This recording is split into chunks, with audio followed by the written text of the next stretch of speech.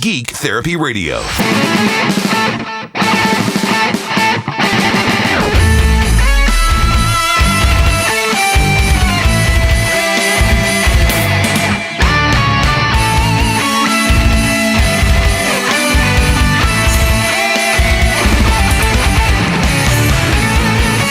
Welcome to the Geek Therapy Radio podcast. Sorry, I didn't know if I was recording. Apologies for yesterday's podcast. I have since replaced the audio, but I went to check on it this afternoon on my way to work, and I realized, where's the bump music? What happened to the bump music? I mixed it with bump music. Of course, I mixed it with bump music and the intro to the podcast and all those bells and whistles, and then I went back to listen to it on the app that I choose to use called Pocket Casts. It just launched right into my voice talking. So I don't know what that was about. I swear I exported it as usual with all the bump music and everything, but apparently I didn't. I have since replaced the audio on that podcast, yesterday's podcast, in which I talked about my Audi problems and we talked about the Raspberry Pi. You may have also noticed that this is the second day in a row of a podcast. I have been on a hiatus from doing a 5-day-a-week podcast schedule since I believe I started this new reduced schedule at the beginning of quarantine, at the beginning of this whole coronavirus pandemic. I got busier. I won't go into detail about that. I've told you many times that I've gotten busier with everything that's happening in the world right now, and I couldn't do 5 days a week of a podcast. So things hopefully are going to be ramping down a little bit with my schedule, which means I can hopefully go back to a 5-day per week podcast schedule. And to reiterate, that is 4 podcasts and then the broadcast, which I later podcast. So 5 podcast uploads per week. The podcasts will be in length, just to again reiterate what my podcast schedule has been. 15 minutes to 30 minutes, I would say, on average for the podcast. And you know that I can go well over that. I usually do podcast closer to an hour these days, between 45 minutes and an hour these days. But I will give you at least a podcast between 15 and 30 minutes. I think 20 minutes is kind of that golden area there, because at the very minimum, I wanted to make a podcast that is consumable during the length of an average commute. But a lot of people aren't really commuting right now to and from work. Just letting you know that magic number, 20 minutes, 15 minutes to 30 minutes, but kind of around that average of 20 minutes is what I'm aiming for these podcasts. So I just wanted to let you know that I'm trying to ramp back, and we'll see how that goes. Anyways, I wanted to talk in this podcast about something I noticed on the way to work, actually. And for some reason, and I think a lot of us geeks can relate to this, something comes at us from left field and it sets us off down this mental rant. I call them shower thoughts.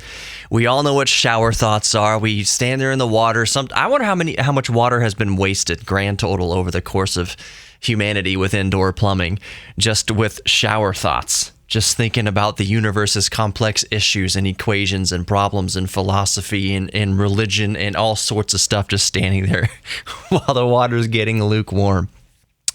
But I went off on one of these shower thought tangents while I was driving to work today, because I actually got to see this in person. So what I'm getting at is the Ford Ranger and compact pickup trucks. But specifically, I'm going to talk about the Ford Ranger here for a moment. I am not a truck guy per se myself. I have owned 2 pickup trucks over my vehicle history. Maybe I'll discuss my vehicle history, go over my vehicle history in a future podcast. But both trucks that I owned were a Dodge Dakota. So my first Dodge Dakota was a red 1998 Dodge Dakota with the V6. Then I had a Volkswagen GTI in between. Loved that car. And then right after the Volkswagen GTI I had for several years, I went back to a Dodge Dakota, this time a green or gray, a gray-green, whatever color it was, 2002 Dodge Dakota, also with a V6. I can say with full authority, with full confidence, that the Dodge Dakota, both of them, the 98 and the 2002, were the most trouble-free, problem-free vehicles I have ever owned. They were very simple to work on. There was nothing to them. They still used old iron engine blocks.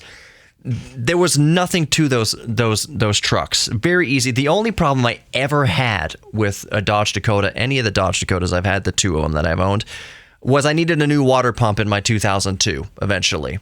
I think I needed the water pump.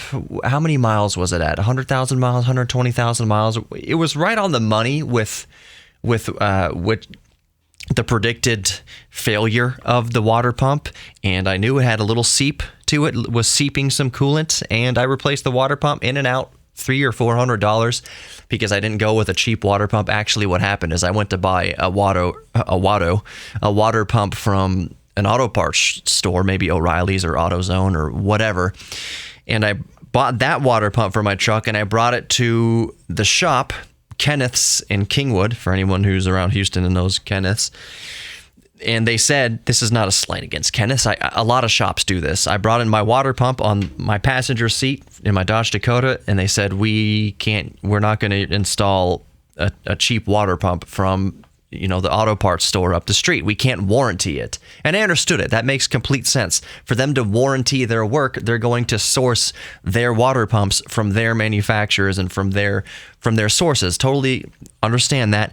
But it meant that instead of I don't know how much money I spent on the water pump, couple $100, $150 that I had to use one of their water pumps, which was maybe $50 or $100 more expensive. Either way, I think the total price, parts and labor, $350, $400 out the door. That's the only thing I ever had to do to either of my Dodge Dakotas. Sadly, they stopped making Dodge Dakotas. I think it was around 2011. Was that it?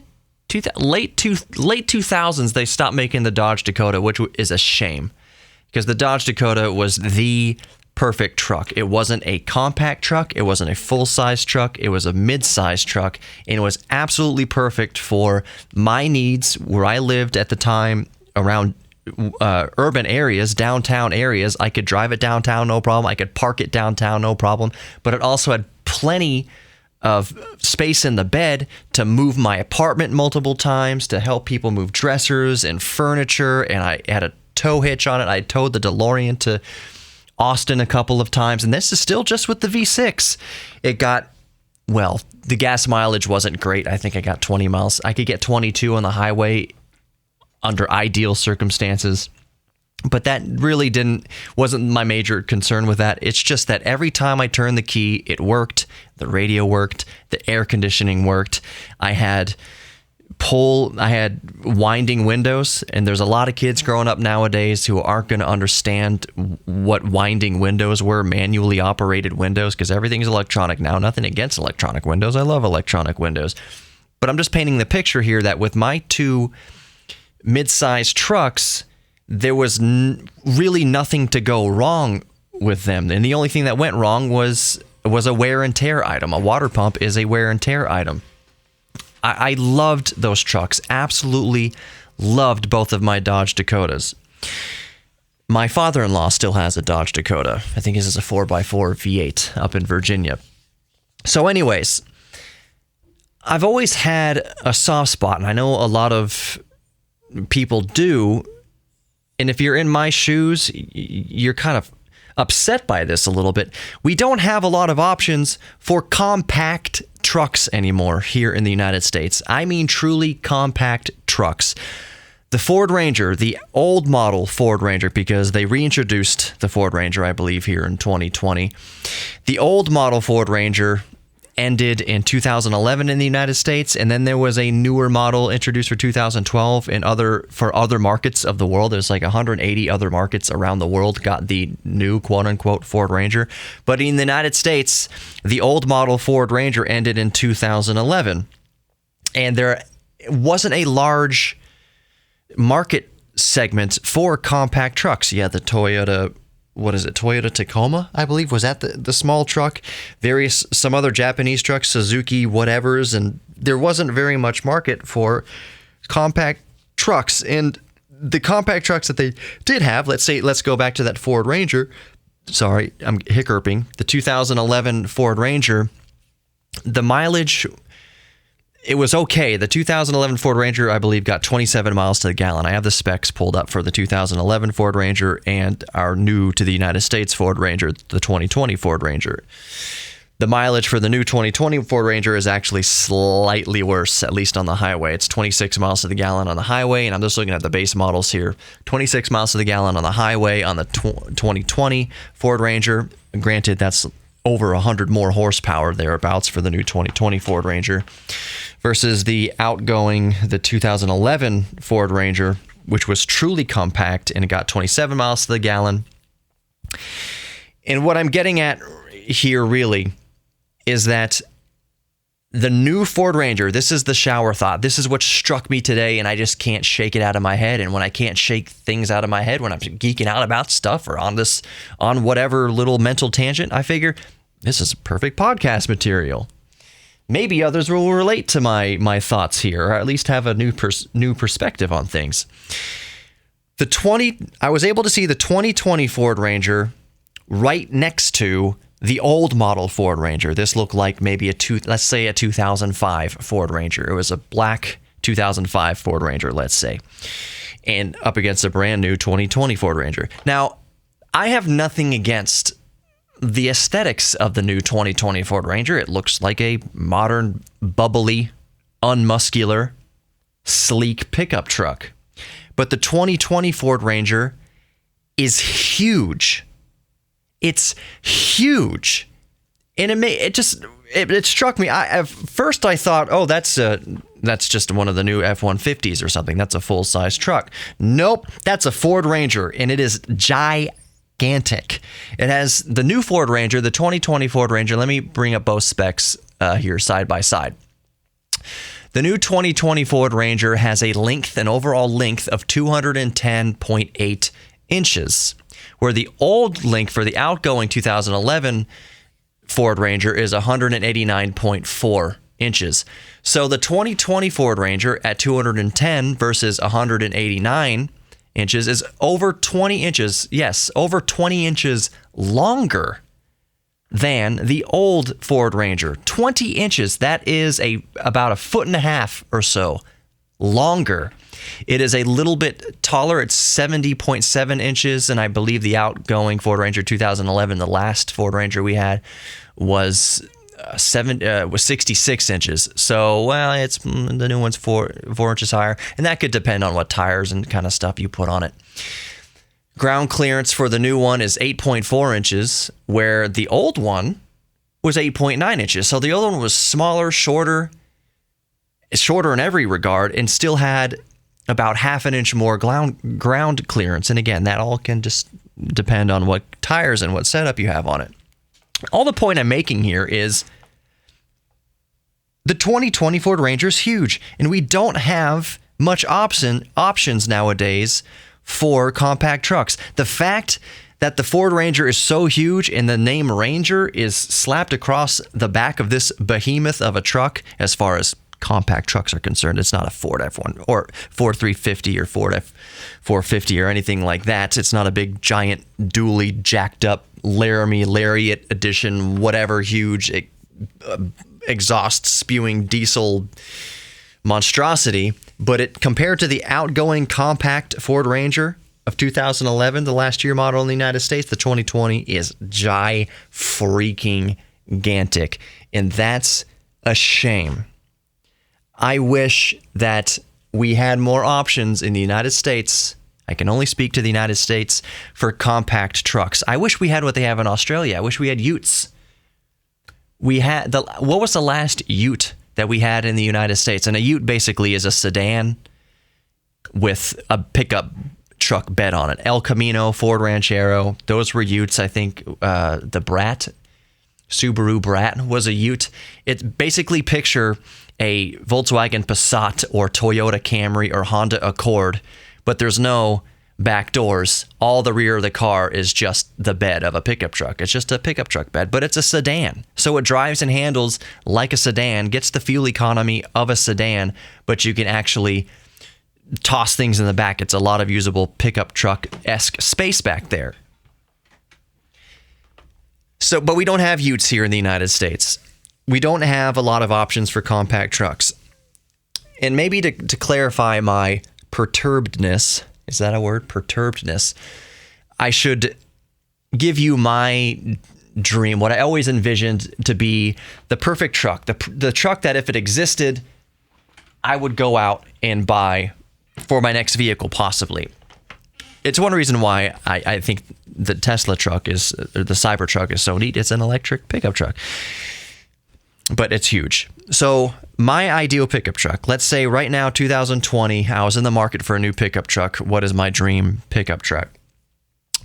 My dream pickup truck would be a compact pickup truck the size of an old Ford Ranger or an old Toyota Tacoma, just a small pickup truck, but powered by a 4-cylinder diesel engine. I know that there's the Chevy Colorado that for a time, I don't know if it's still offered with a diesel engine, but the Chevy Colorado had I believe it was a 4-banger or a 6-banger diesel engine in it. It was a compact truck, or compact for the United States at least, truck with a diesel engine in it. Could get over 30 miles to the gallon on the highway, get good gas mileage, was small enough to park in the city. But my ideal truck would be something small like that Ford Ranger and have a diesel engine in it, getting between 30 and possibly 40 miles to the gallon. Fuel efficient, that's all I'm getting at. A fuel efficient, compact pickup truck that could be used in actual day-to-day life. That if you lived downtown in a downtown apartment complex, you could park it easily. You could park it easily on the street, get good gas mileage, and have the utility of a pickup truck. But we don't really have that in the United States. Not anymore, at least. And that's a crying shame. My all-time favorite truck, if I could just design one or ask a manufacturer to create this, it would be a Dodge Dakota of the size of the late 90s, early 2000s, before they refreshed it in the mid 2000s and then killed it again.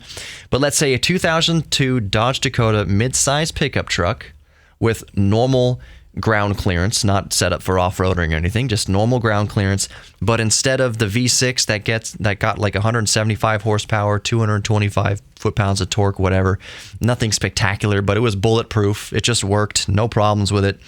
Just replace that engine with a modern engine, maybe with a modern diesel, so you could get that 30 to 35, possibly 40 miles to the gallon with the modern turbo diesel in there, have all that much more torque that diesels are known for, have all that much more towing capacity, but the truck is just a good sized medium truck, possibly a compact truck.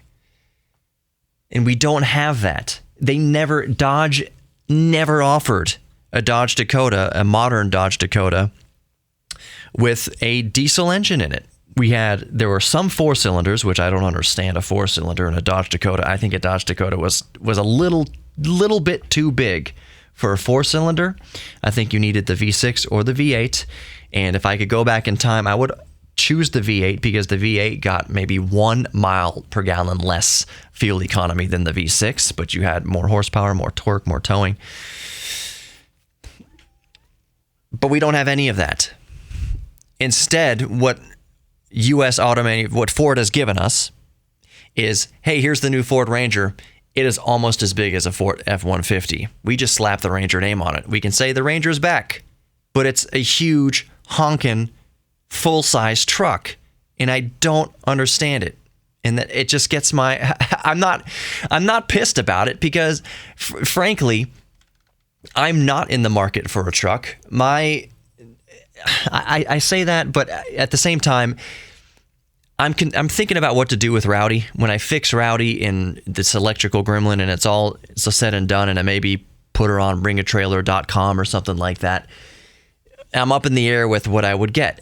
I'm mostly leaning towards going electric next. I fully believe that when it's all said and done, my next daily driver is going to be an electric or a plug-in hybrid. So a used Chevy Volt, a second-generation Chevy Volt that can go about 50 miles or so on a charge, which is perfect for my 30-mile round trip commute to work. I would never have to use gasoline in my normal commute. So that's probably where I'm going. Possibly if, I don't know, my wife and I are about to have a baby. We'll see what the financial situation is, possibly Model 3, something like that. All I'm saying is my next daily driver most likely is going to be an electric. But if I was cruising through Auto Trader and I saw a 2002 Dodge Dakota with low miles for like $4,000 or $5,000, something like that, I would be hard pressed not to scoop that up. Hopefully I would be able to sell the Audi for more than $4,000 or $5,000. Hopefully for around 9 or 10. I'd be happy with 9 or 10. Hopefully more than that, but we'll see. Regardless, if my next car is a cash car, meaning a car that doesn't cost much money, you just pay for it in cash and whatever. If my next car was a cash car and there was a Dodge Dakota, let's say with around or under 100,000 miles on it, V6 or V8, whatever, I would be highly tempted to get that, even though it's not electric, even though it would mean I would need to continue to consume gasoline. I'd be getting roughly the same gas mileage. Maybe I'd be getting a little bit worse gas mileage than I am in the 2010 Audi S5 I have. On the highway, I can get 24 miles to the gallon on the highway all day long. I've gotten up to as high as 27 miles to the gallon on the highway with the Audi. If you're perfectly obeying the speed limit, doing 60 miles an hour in 6th gear, and you're in the right lane and there's no wind or a little tailwind, I can creep her up to 28, 29 miles to the gallon. But you don't buy an Audi S5 V8 with a 6-speed manual transmission to do 60 miles an hour in the right lane. So my gas mileage is a little bit worse, but it's about Dodge Dakota-esque.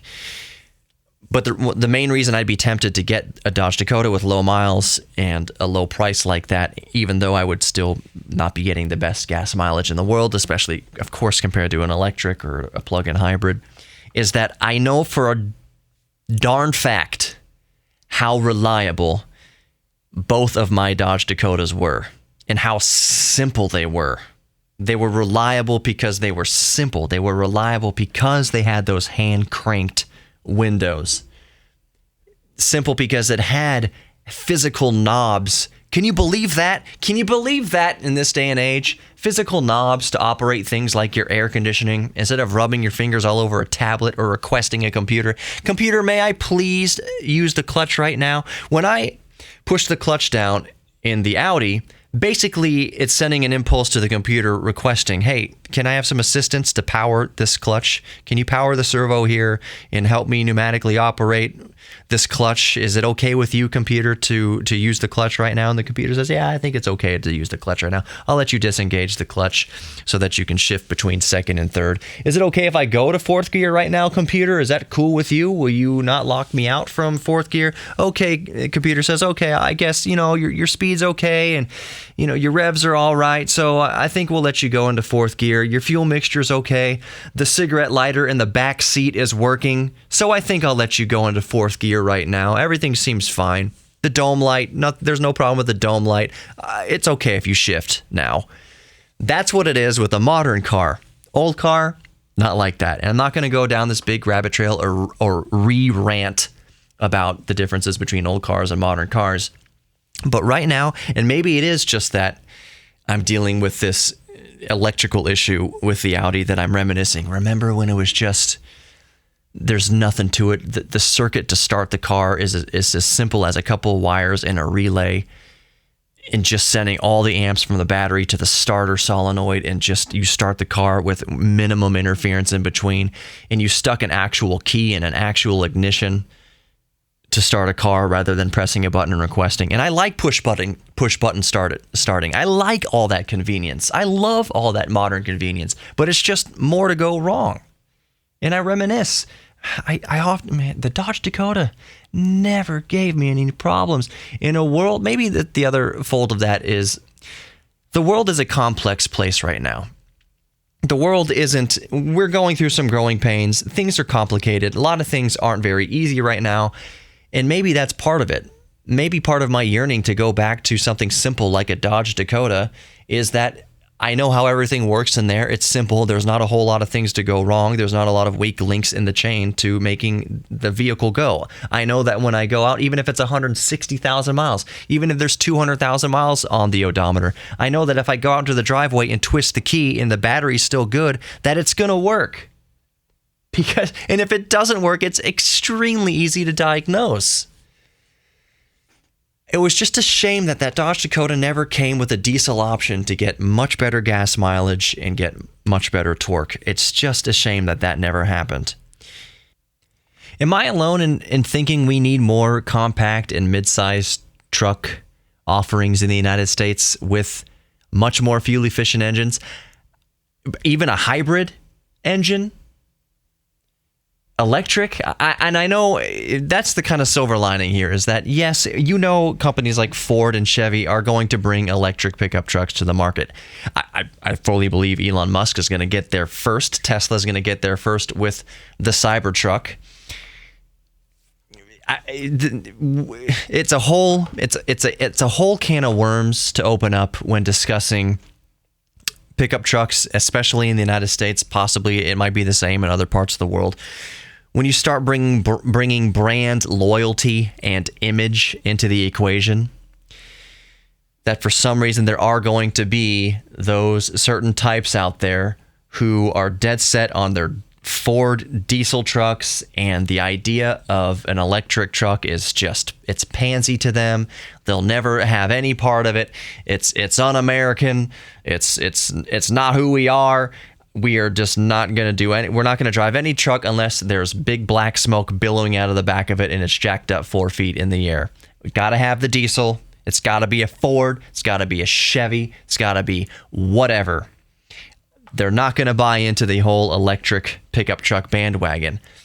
When the fact remains that the electric truck will literally tear their diesel truck in half with its superior power output, with its superior torque, and its superior ability for towing.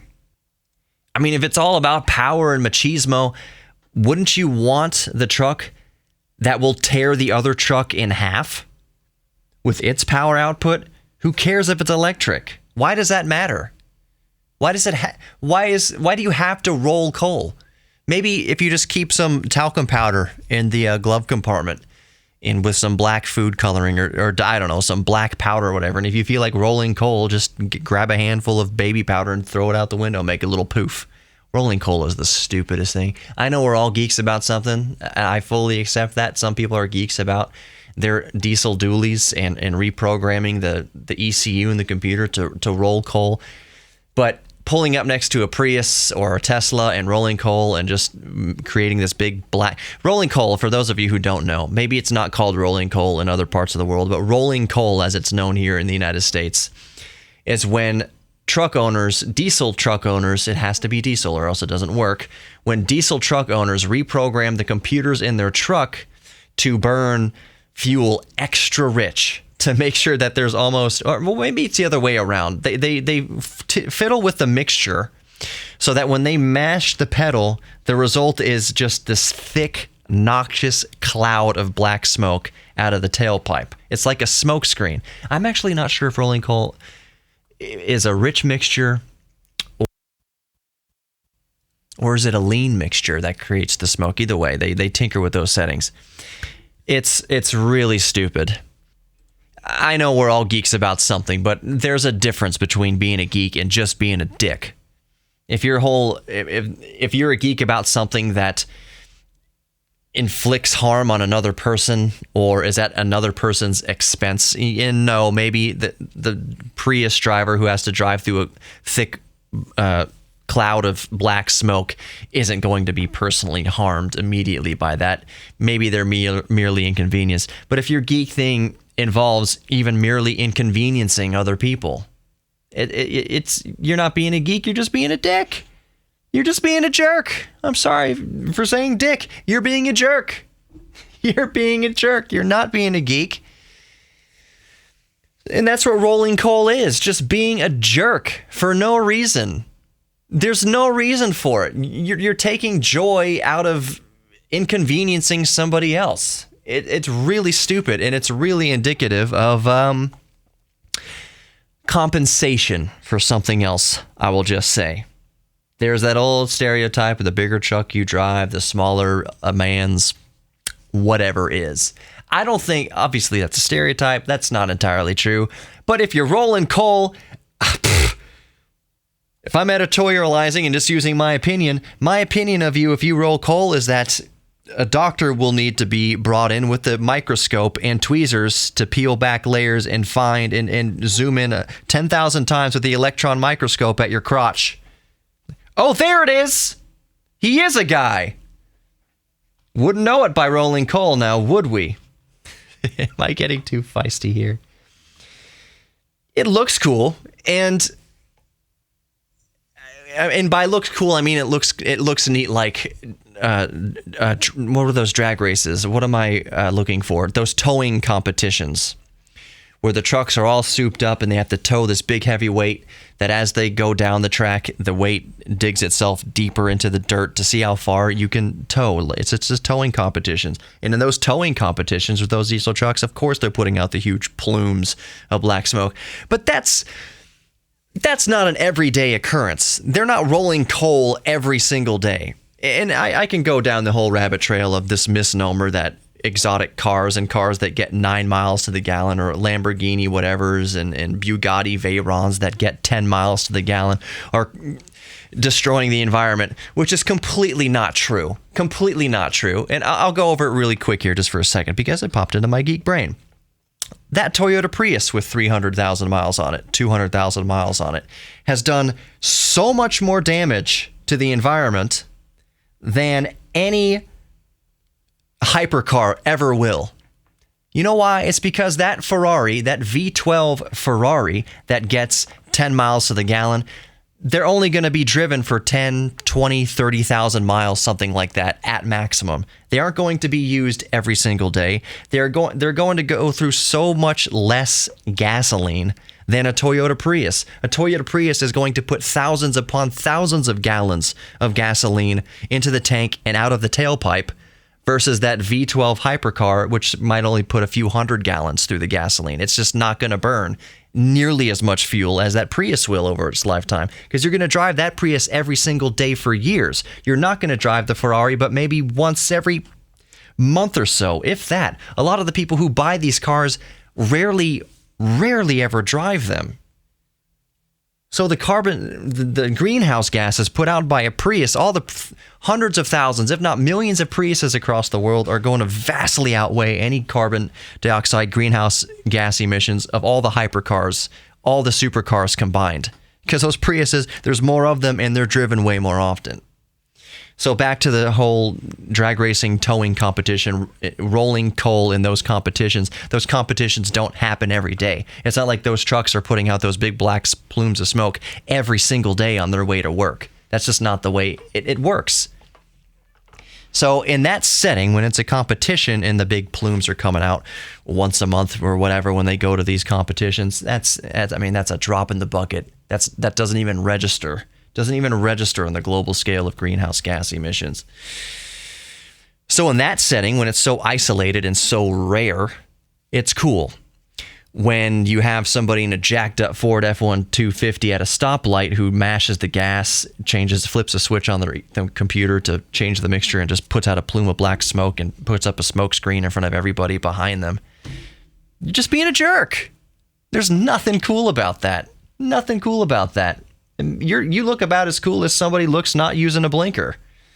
You don't look cool. You're not telling the world that you somehow know more than everybody else does. You're just broadcasting that, frankly, your brain might not work that well. It's kind of like the face masks and seatbelts. Somebody not wearing a seatbelt thinking that they're rebelling against the government. Yeah, cool, great. I mean, all you're doing is putting yourself at risk. You're not one-upping anybody. You're not sending any sort of statement. The only statement you're sending is that you're misguided, that you haven't thought things through. I had a friend, actually was a manager, Love him. I still love him. He's still a friend. We were driving around one day. We were at work and we had to drive to another store to pick something up or whatever. And he didn't put his seatbelt on. And I put my seatbelt on and I just asked him, I was like, so why don't you put on a seatbelt? I just wanted to know. I wasn't making him put on a seatbelt. I wasn't telling him, I'm going to get out of the car unless you wear a seatbelt. I was just asking. So I'm just curious, what is the mindset behind, how did you come to the conclusion that you weren't going to wear a seatbelt? Because I was wondering, because there are some people that cite statistics. They say, well, statistically in some crashes, when you're ejected from the car, you have a higher chance of surviving in certain crashes, blah, blah, blah. It's bogus. It's bogus science. It doesn't work. In general, you're safer with the seatbelt on. Seatbelts have saved millions of more lives, hundreds of thousands of more lives than they've taken. Well, if he wasn't wearing a seatbelt, he would have survived. Okay, for that one crash out of 100,000. Yes, in that one crash out of 100,000, if they weren't wearing a seatbelt, they may not have died. That's not good data to draw upon or base a conclusion on. So anyways, I just wondered what his explanation was going to be. Just wanted to know. It's his car. It's his life. He could do what he wants. So what's the deal with the no seatbelts? He says, I just don't think the government should have any place in telling me what to do. And I said, okay. So it's a stand against the government. Let me give you my opinion on that, just the way I see things here. I said, okay, first, driving is a privilege. It's not a right. It's not a right like we have a right to bear arms. It's not a right that we have a right to free speech against our government. It's not a right. It's a privilege that you have to earn. So there's no rights involved here. It's all just a privilege, and you earn it, and you have to consistently prove to the state that you have the ability to drive. That's because it's a privilege that they give you that driver's license. It's not a right. So right off the bat, there's a little bit of questionable logic. 2, I said, didn't you just have a kid? And I don't think he paid attention to that first line of reasoning that, well, first of all, it's not based on rights, it's a privilege. The second line of reasoning got him, that he just had a kid. I said, let's say your son now has to grow up without a father, or a brain-dead father, a vegetable, somebody that you have to take care of, that you have to feed through a stomach tube, brain damaged, bedridden, just like my sister, because you didn't want to wear a seatbelt. My sister drowned. That was her deal. And oxygen cut off from the brain. But I just painted that picture for him. I said, if the seatbelt stands between your son growing up without a father and growing up with the father, it's just something, at a certain point, you have to pick your battles. Is your battle with the government and tyranny as you think it is, does that outweigh the future of your son not having a father around? And he put on his seatbelt. He just said, I never actually thought about it that way. So it's not rolling coal and not wearing a seatbelt and not wearing face masks. The battles we pick these battles because I think we're so bored. I was thinking this the other day, and I'll start wrapping up with this. This is way over a 15-minute or 20-minute podcast. I was thinking about this the other day, why some people have such a beef with wearing a face mask if they go out or if they go into Walmart, and they're so misguided on what rights are or aren't being treaded upon, and they call it tyranny. Why we pick these battles? Like, why is that the battle? Why is that the line you draw? You'll defend your country with your own life. They'll say, they'll clutch their guns and wave their flags, and I'll defend this country with my blah, da, da, da. Okay, well, your country wants you to wear a mask now, just for a little while. I'm not doing that! Pfft. So why do some of us pick that battle? Why do some of us not use a blinker or not use a seatbelt because we think the government has no say in what we do? The other guy has no right to know where I'm going. If I'm changing lanes, that's my business, which is really stupid. But why do we pick these little things? Why are those the battles that we pick? And I've come to this conclusion. It's just my opinion. You're free to think or believe whatever you want, but this is just my opinion. I think it boils down to, and I would wager that if you talk to most of these people that are anti-mask, anti-seatbelt, anti-indicating a lane change, whatever, why they're so fervent about defying those orders, defying those rules, is that those people likely have not had a lot of strife in their life. Now, I know that there are a lot of those people that absolutely have been through conflict and have had bad things happen in their life and have gone through struggle. Don't get me wrong here. But I bet you that most of the people that make such a big deal out of wearing a mask or not, we come from a generation, anybody alive today over the past several generations, several decades, we've not had to go through world wars. We haven't had a pandemic before this one. We haven't gone through major struggle. Now, I can only speak for Americans here because there are other countries around the world that are still going through constant conflict, and there are families going through constant struggle and constant grief. But the person so adamant about not wearing a seatbelt and not wearing a mask has likely not gone through a lot of struggle. So the moment they're inconvenienced by anything, it's freaking government tyranny. Their rights are being trampled upon, and they have to make a big deal out of it because it's their outlet. It's like a little crack. It's like a little release valve for them because we don't have a big release valve. If we had a common conflict right now, and yes, a pandemic is a common conflict, but if we had something major, a major apocalypse, if Yellowstone blew up tomorrow and we're going through this a real major tragedy that is causing actual loss of life and actual hardship, that people wouldn't complain so much about wearing a mask or about putting a seatbelt on. A lot of us have had it so good for so long, we don't know what real struggle is, so we lash out and we pick battles with little things because we have nothing else to rage against. And that's just my opinion. That's just my opinion. How I got there, how did I get here? How did I get here from talking about old Ford Rangers and the new Ford Ranger? I don't know, it's just the geek train of thought. And it's a podcast, and I don't know, I can do it. What am I doing right now? What am I geeking out about other than, well, I'll save it for another day. The meat and potatoes of this podcast was just that the old Ford Ranger was small. The new Ford Ranger is huge and has no business having the Ranger name on it because it's 20 inches longer than the old one and much bigger than the old one. It's the size of an F-150. And we don't have enough compact truck offerings in the United States. We never got the Volkswagen Scirocco here in the United States. Well, we had them in the 70s and early 80s.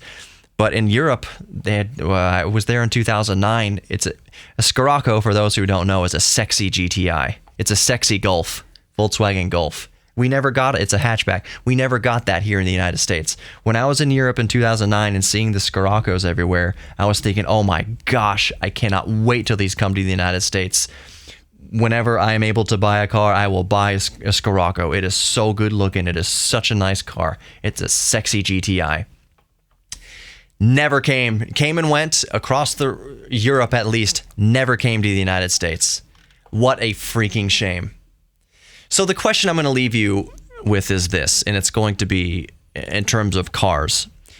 What is a model of car? What is the ideal car that you always, maybe fantasize is a strong word, but it depends on who you are, how much of a geek about cars you are.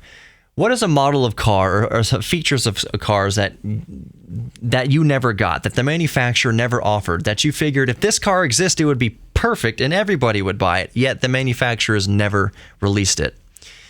So an example I would say is, as an American, we never got Utes like they have in Australia. We never got these pickup trucks based on a sedan chassis. We didn't get that. I thought that would be perfect in the United States. Get 35, 40 miles to the gallon.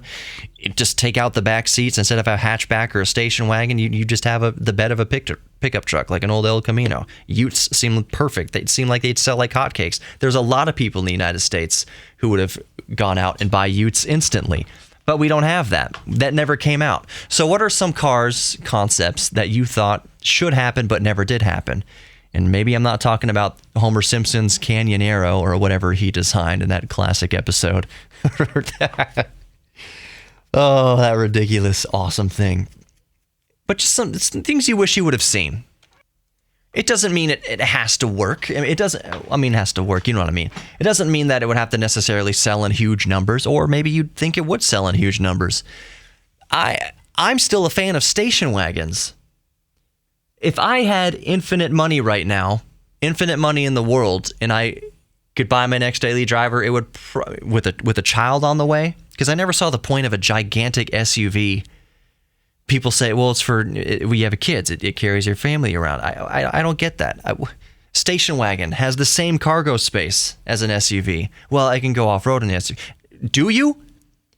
Have you ever been behind a big giant SUV that didn't slow down to 2 miles an hour over railroad tracks? Don't give me this, well, I can go off-road in my SUV bullcrap, because you don't, and you're not gonna. The real reason is because it's big and you feel safe in it.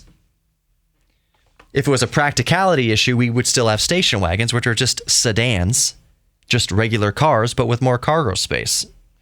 I wish we had more station wagon offerings. I think Volkswagen still offers some. The 2012 Cadillac CTS V wagon.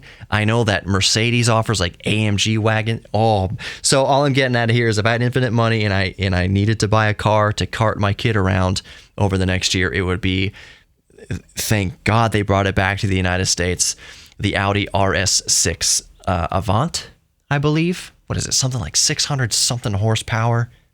It's a station wagon, like a twin turbo, bi-turbo V8. It's a station wagon. 200 miles an hour. It's a station wagon. I think that's the coolest thing in the world. We just don't have many offerings. Okay, so it's going to be a used Volkswagen Golf wagon, and the next thing you offer is $150,000 or $110,000 more expensive. It's a six-figure station wagon. How come there's no in-between here? How come if you want a compact truck, it's from a car company that you probably wouldn't buy a cup holder from, or it's a Ford Ranger, which is the size of an F-150? How come there's not much more choice in there? So what is a vehicle that you thought they should have manufactured or brought to your country that they never did, and you're just scratching your head, why did that never exist? Why did this combination of features not exist? Why wasn't there ever a compact truck in the United States with a diesel engine in it? You can get onto conspiracy theories and sales and figures and whatever, but I'm just asking you. It's rhetorical. What is something that you always fantasized about, a model of vehicle or a set of features in a vehicle that you thought would make all the sense in the world, but they just never brought to your country? The manufacturer never offered it. Maybe they never offered it anywhere in the world. I think I could wrap it up there. On this subject, I could probably go on for another hour easily. I could talk about gull-wing doors. Why didn't they offer gull-wing doors in more cars? Gull-wing doors make so much sense in a lot of ways. Well, really, it doesn't matter how good gull-wing doors are. Any merits of gull-wing doors, it's that if you flip the car over and the door hinges in the roof, then you can't get the door open. The Mercedes SLS, I don't think they offer. It's like a 2012 Mercedes SLS. Brought back the gull-wing doors as an homage to the SL 300, I believe, in the 50s. But they stopped offering gull-wing doors on that model. And the way they got around the safety issue of what about a rollover accident? When you're on your roof, you can't open the gull-wing doors. First of all, those low, flat, and wide cars, how often do they ever go on their roof? The center of gravity is so low and they're so wide that to flip the car over for it to be on the roof, you'd have to be doing 200 miles an hour in just a perfectly imperfect scenario where you'd flip it in such a way you land on your roof. Regardless, it's a safety issue, and the way that the new Mercedes or the late model Mercedes SLS got around this issue was that if the car tilted over if a certain amount of parameters were met, like you were going over 20 miles an hour and now the car sensed it was upside down, it had explosive bolts in the hinges of the gull-wing door, so that when the car flipped, the doors literally blew off and out. There was explosions 2 inches from your head, which makes total sense, so that the doors blow off, so that when you are sliding around on the ground now, the doors aren't on the car because they literally exploded off of the car while it was tumbling. That's not an ideal setup. I like gull-wing doors. I like gull-wing doors on the DeLorean. The way that the DeLorean got around that, the safety mechanism they offered in their gull-wing door, well, to circumvent the possibility of flipping the DeLorean onto its roof and not being able to open the doors because it's on its roof, is that they used glass in the windshield and on the side that was designed to be easier to kick out. Now, I don't know how many of you have been in a DeLorean, but if you're upside down, it's not a karate studio in there. So the idea of punching or pushing or kicking out windows, while it is, I guess, technically possible, I think if you're in such a scenario where your DeLorean is upside down, you're probably not conscious anymore. You're probably not alive anymore.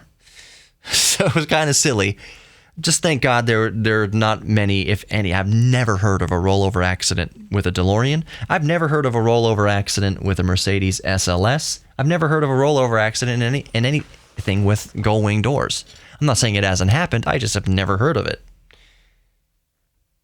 Also, gull wings are very expensive to reproduce. And at the end of the day, that's the real reason why. That's all that matters, is that manufacturing gull-wing doors requires a lot more engineering, a lot more design, a lot more mechanisms. It's just a lot more expensive versus traditional doors that swing outward.